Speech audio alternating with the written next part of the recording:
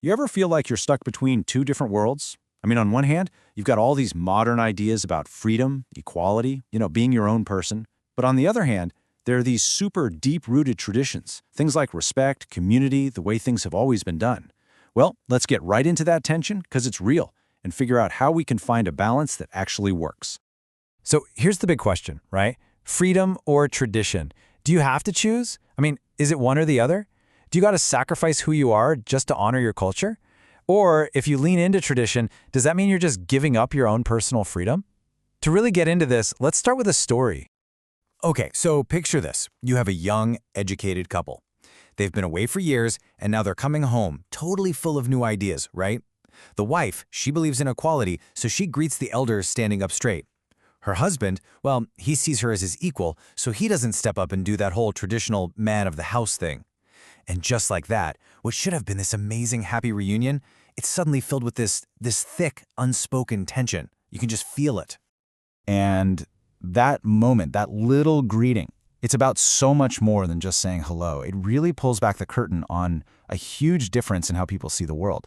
So let's actually break down these two perspectives, put them side by side, and see exactly where this tension comes from.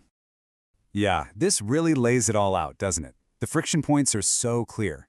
So in the modern view, standing tall to greet someone, that's confidence. But in the traditional view, kneeling for an elder, that's a sign of honor. One side sees partners as total equals. The other sees a specific structure where the man leads. It really boils down to that classic clash, the I of self-expression versus the we of the community. And when we talk about community values, it means your personal choices aren't just about you. They're weighed against what's best for the harmony of the whole family, maybe even the whole village. And this quote, wow, it hits hard. Modernity without humility becomes arrogance. This is where it all comes down to perception, Without that humility, that modern drive for self-expression, it doesn't look like progress to everyone. To some, it just looks like arrogance. It can even feel like you're rejecting the very people, the very values that you came from. Okay, so let's flip the coin here. Let's really dig into the traditional side of things. What is respect really about? Because I promise you, it's about a whole lot more than just the physical act of kneeling. Now, I know what a lot of us think, especially from a modern perspective. It's so easy to look at these traditions and just see them as a way to control people, right? A way to limit your personal freedom. And look, that's a totally valid concern. But is that really what's at the heart of it all?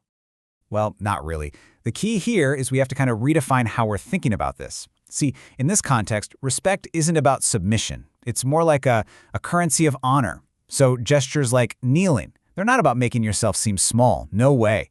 They're about physically showing that you acknowledge the wisdom, the sacrifice, the life experience of the people who came before you, the ones who paved the way. It's this powerful, silent way of saying, I see you, I see what you've done, and I honor it. But we have to be honest here. There's another side to this. When tradition is just followed blindly, without any understanding, it completely loses its soul. It just becomes this empty, restrictive list of rules. And that's not tradition anymore. That's bondage. So it's pretty clear that neither extreme, not a complete rejection, not a blind acceptance, is the right answer. And this is where we get to the good part, the solution. It's not about picking a side in this fight. It's about forging a whole new path. It's about creating something new, a blend that takes the absolute best from both worlds and carries it forward. And this, right here, this is the mental shift we all need to make. Respect does not equal oppression, and freedom does not have to equal rebellion. The moment we can separate those ideas in our head, a whole new path opens up. A path where both can actually exist together. This is really the core idea for how to navigate this whole thing. It's about being smart, being discerning, take the incredible, timeless wisdom of the old, that deep understanding of community and humility, and at the exact same time embrace the powerful knowledge of the new, things like equality and individual self-worth. You don't have to throw one away to have the other. So what does this actually look like in real life? Let's go back to that greeting from the beginning of our story. You don't have to kneel if that doesn't feel right for you. Stand tall. That reflects your self-worth. But also, offer a warm smile. Give a slight bow of your head. Speak with humility. See? This shows that the respect is coming from your attitude, not from your posture. It's about taking the spirit of the tradition, which is honor, and finding a way to express it that's authentic to who you are now. And when we manage to get this right, It's about so much more than just not getting into arguments at family gatherings. It's about finding a real harmony inside ourselves. It's about making sure our culture can grow and evolve without losing its beautiful soul. So, let's just recap the big principles for finding that balance. First, remember that true respect comes from the heart, not just from what you do physically. Second, true freedom is a state of mind. It's not about rebelling for the sake of it.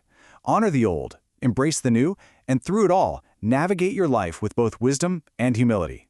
That right there, that's the path. At the end of the day, it all boils down to these three incredibly powerful words: respect, humility, balance. They aren't fighting against each other. They're the ingredients. They're what you need to build a rich, fulfilling modern life that is still deeply, deeply connected to its roots. So, I'm going to leave you with this final thought. Think of it this way. Your roots give you your foundation, your stability, and your wings, well, they give you your freedom to soar. You need both. They're both essential parts of who you are. So the real question isn't if you're going to blend them. The question is how. How are you going to honor your past while you fly into your amazing future?